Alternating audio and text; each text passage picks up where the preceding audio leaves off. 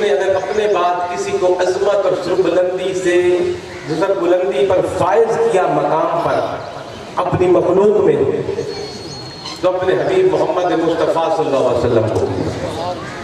اور جو قرآن کی میں نے لفظ پڑھی اس کے اندر میں رب العزت نے یہی فرمایا اِنَّا أَعْطَيْنَاكَ الْكَوْثَرَ، کہ میں نے آپ کو کوثر عطا کی۔ اب یہ کوثر کس کو عطا کی جا رہی ہے؟ جس کو امام الانبیاء بنایا، جن کو سید المرسلین بنایا گیا، جس کو رحمت للعالمین بنایا گیا۔ اور قرآن میں ایک اور جگہ پر رب العزت فرماتے ہیں وَلَا سَوْفَ يُعْطِيكَ رَبُّكَ فَتَرْضَىٰ، اے حبیب میں تمہیں اتنا عطا کروں گا کہ تو راضی ہو جائے گا۔ دینے والا وہ ہے، راضی کرنے والا وہ ہے، راضی کر رہا ہے اپنے محبوب کو۔ اور کس محبوب کو کہا جا رہا ہے اتنا دوں گا کہ راضی ہوگا؟ جس کو کوثر دے دی گئی ہے۔ یہ کبھی آپ نے غور کیا؟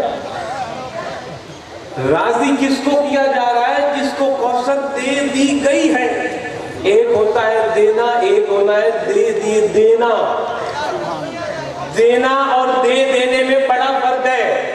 یہ میرے ہاتھ میں ٹیشو پیپر ہے، میں مولانا کو دوں یہ ٹیشو پیپر رکھے جی، یہ ہے دینا۔ میں جب چاہوں واپس بھی مانگ دوں۔ میں نے ٹیشو دیا تھا، مجھے ضرورت ہے جناب، میں نے ہاتھ صاف کرنے ہیں، واپس کیجیے، تو ان کو واپس کرنا پڑے گا۔ ایک ہوتا ہے دینا، ایک ہوتا ہے دے دینا۔ دے دیا ہوا میں واپس لے سکتا ہوں، دے دینا کہ یہ تیرا ہے۔ نعرہ تکبیر، نعرہ رسالت، نعرہ رسالت۔ اس کو جدھر مرضی آگے دے دے، جو میں نے دیا ہے کہ واپس لے سکتا ہوں، یہ آگے نہیں دے سکتا۔ اور جب مانگوں گا واپس دینا پڑے گا۔ ایک جب دے کر ملکیت بھی دے دی، مالک بھی بنا دیا، تیرا ہے، جس کو مرضی مانگو۔ کیا کہنے؟ تو یہاں رب العزت نے فرمایا اِنَّا أَعْطَيْنَاكَ الْكَوْثَرَ، کہ اے حبیب میں نے آپ کو کوثر دے دی۔ کوثر تیری ہے، جس کو مرضی بانٹ، جتنی مرضی بانٹ، میں نے تجھے مالک۔ سبحان اللہ، سبحان اللہ، بہت اعلیٰ۔ یہ مقام تیرا اور میرا دیا ہوا نہیں ہے۔ یہ مقام کسی حدیث میں امام بخاری نے نہیں لکھا، امام مسلم نے نہیں لکھا، یا کسی صحابی نے نہیں بتایا، یا کسی کتب ابدال صدیق نے ہمیں سامنے نہیں رکھا۔ یہ قرآن کی نص پاک ہے، قرآن کی آیت کریمہ ہے۔ اِنَّا أَعْطَيْنَاكَ الْكَوْثَرَ، قرآن کی جو آیت کا منکر ہے اس کو کیا کہا جائے؟ رب کی عطا ہے۔ رب نے فرمایا ہے حبیب میں نے آپ کو کوثر دے دی۔ اب یہ کوثر کیا ہے اس پر 5 منٹ عرض کر کے جاتا۔ ماشاءاللہ۔ کوثر کس چیز کا نام؟ یہ کاف واو سین رے۔ مجھ سے بہت زیادہ پڑھے لکھی شخصیت یہاں میرے ساتھ تشریف فرما، علم میں ان کے برابر ہے۔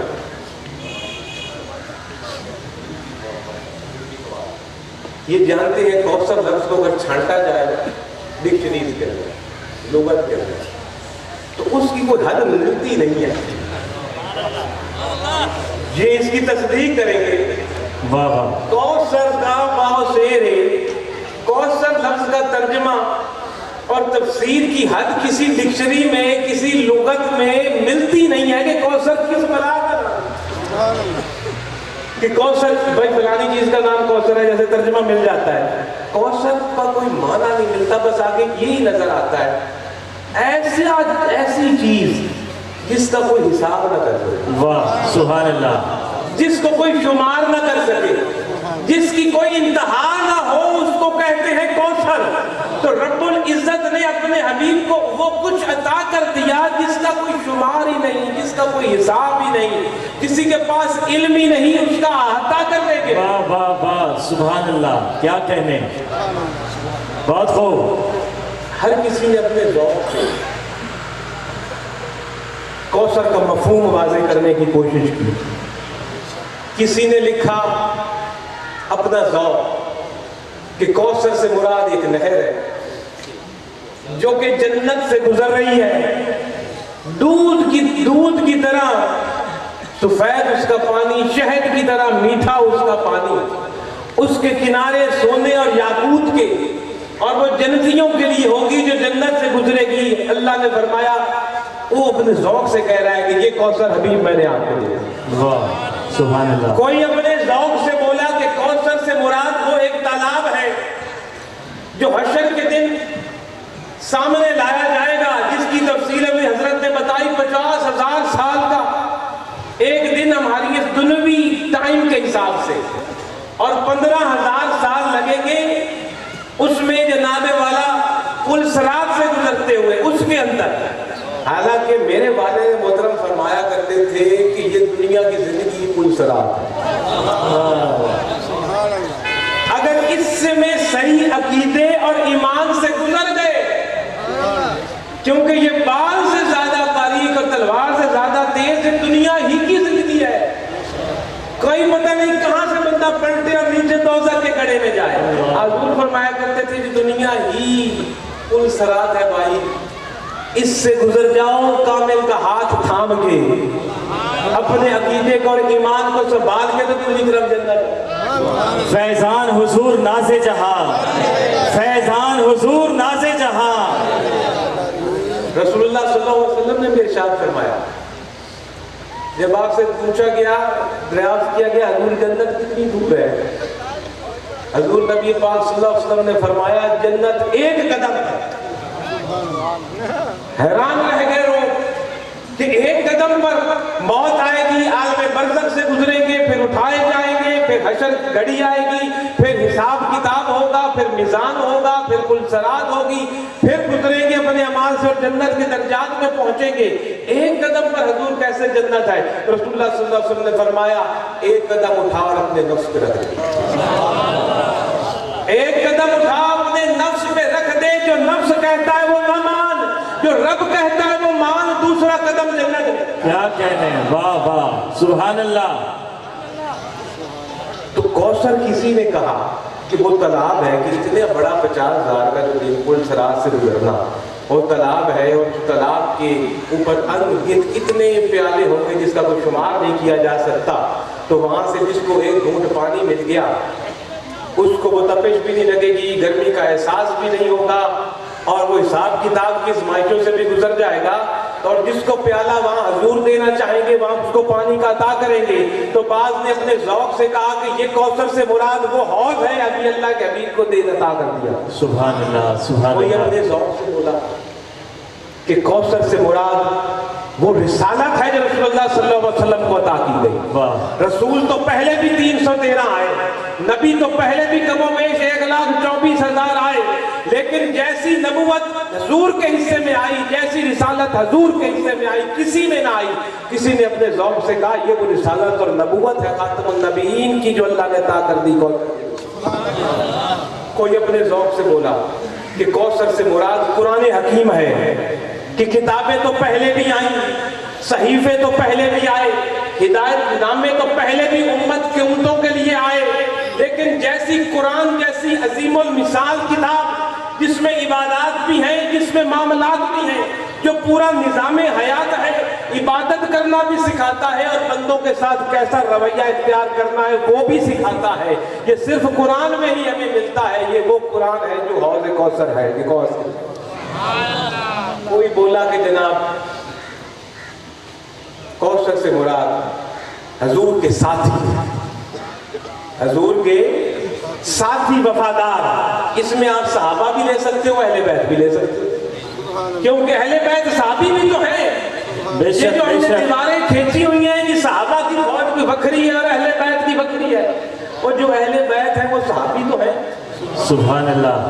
جو 5 تن پاک ہیں، یہ جو جھنڈے لگتے ہیں 5 تن پاک کا نشان لگتا ہے، 5 تن پاک کون ہے؟ محمد صلی اللہ علیہ وسلم، حضرت علی، بی بی فاطمہ الزہرا رضی اللہ تعالیٰ عنہ، حضرت امام حسن رضی اللہ تعالیٰ عنہ، حضرت امام حسین رضی اللہ تعالیٰ عنہ۔ اس میں اب ایک تو رسول ہو گئے، باقی 4 صحابی نہیں۔